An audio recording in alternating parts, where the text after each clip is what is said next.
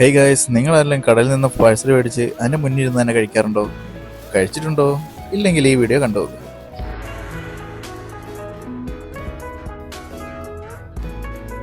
Hello guys, എൻ്റെ friends കുറച്ച് change വേണമെന്ന് പറഞ്ഞു. അതുകൊണ്ട് തന്നെ ഞാൻ ഇന്ന് ശ്രീലങ്കൻ ഷോപ്പിലാണ്. ചൈനീസ് അല്ല, ഇന്ത്യൻ അല്ല, ശ്രീലങ്കൻ ഫുഡ് ഷോപ്പ്.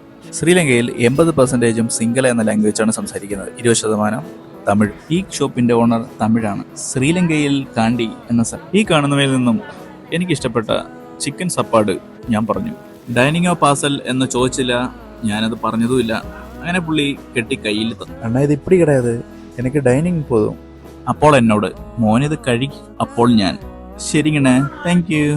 എന്താണേലും കഴിച്ചാൽ പോരെ, പൊതി തുറന്ന് ഞാൻ കഴിച്ചു തുടങ്ങി. എന്തുകൊണ്ടാണ് ഓരോ രാജ്യത്തും ചിക്കൻ കറിക്ക് വേറെ വേറെ ടേസ്റ്റ് വരുന്നത്? അറിയാവുന്നൊരു കമന്റ് ചെയ്യണം കേട്ടോ. റേറ്റിംഗ് ഔട്ട് ഓഫ് 100 60 ഞാൻ കൊടുത്തു. അപ്പോൾ ശരി, see you in the next video. Bye guys.